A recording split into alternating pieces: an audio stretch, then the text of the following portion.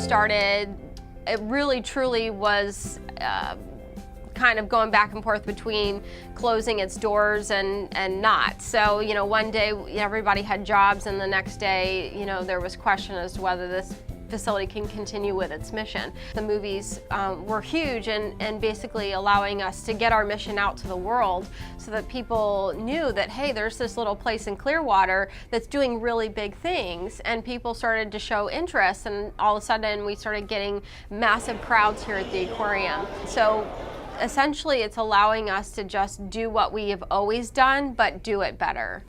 Well, I'm sitting here in what was my office for about 8 or 9 years. It became Harry Connick's office in the movies. But I was here, sitting here during filming Little Bear every now and then, and I'd see Morgan Freeman walk by, and see Ashley Judd walk by, Harry Connick Jr. walk by. It was a very surreal experience for us. We literally went from doing our work to, okay, time to film for a while. It's really hard to describe how cool it was in that sense.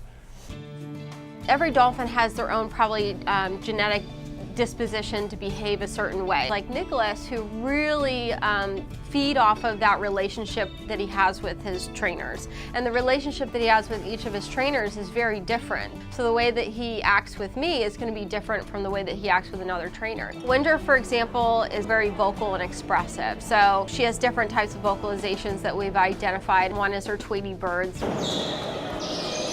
We associate that with very positive behavior. Usually she's kind of in this upbeat, you know, very energetic mode. Since Winter came here and her story just took off like lightning, people come from everywhere. You walk around the aquarium, you hear different languages. You hear people from France and Germany, you hear people from South America. And it's just gone to such an extent that we couldn't have even dreamed of. Something we've noticed with the Dolphin Tale story is the past 5-6 years, is they're not phasing out of it. If anything, it drives them to be more strongly connected. We've had beautiful things sent to us from people everywhere. I had letters from Russia. This one right here is from Slovakia. And they send us letters and we write back. The aquarium has had 2 successful movies now, bringing in, you know, thousands of visitors, many more so than we ever had imagined would be coming. You know, we've always felt that Clearwater had the best beach. We've always felt that Clearwater had the best sunset, and that we were really a great place to come and visit with your family. The movie just reinforced that and helped us spread the word. Now, some people don't like that. They don't like tourists to be coming year-round. But as I have told people, as the world changes, we have to do the same thing for future generations. And Winter and Hope and the Clearwater Marine Aquarium are part of that equation, and they're part of the story. And the success of the aquarium is good for the entire community, the entire area. We have wanted to see Winter since the movie. Seeing how she swam and seeing everything from the movie, but then we found once we got here there was a lot more to it than just the movie part of it. So we've gotten to see all the other animals and the sea turtles they saved at the cold winter, so that was pretty cool. It just kind of brought the whole world to us and allowed us to take our mission of rescue, rehab, and release and education and reach tens of millions now, where we used to reach hundreds, maybe just thousands. It took us from here to here, and that was really cool for our work. An amazing part of my job is getting to meet the people that come to see Winter, and what we found is that it really has come full circle. We did a lot for Winter, and Winter's gotten to a point where she has done amazingly well, and she's become an inspiration for other people.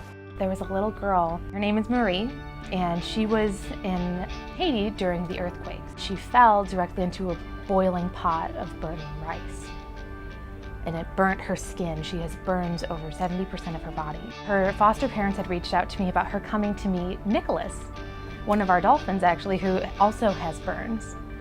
And when she walked in, she was just excited to be there. She wasn't concerned about anybody looking at her or getting any questions or anything like that. She just was who she was. And that's Winter. That's Winter going out, and yes, she looks different. She does things differently, but that hasn't stopped her in any way. And that's what I saw in Marie. The animal work is really, really neat, saving animals. But when you can use that platform to help change lives and get kids through cancer surgery and chemotherapy and other things, that's really rewarding. We're expanding our animal rescue work, so we're trying to take over more and more work. We've had more sea turtle intakes so far this year in 3 months than any other full year other than last year. We have a new expansion we're putting together right now that will give us basically the following things: a much larger dolphin habitat for our rescue dolphins. We're also building 2 new buildings for education, for research, and conservation work for our guests, a parking garage, but my number one thing I'm trying to accomplish is the waterway that's outside our building. We're trying to privatize that and make that a natural habitat for rescued animals. The future for CMA really is to maintain our mission and just do it even bigger and better. Our mission is just cool. We don't need to change a thing. We just need to simply expand further and rescue more animals. The best years for us are yet to come.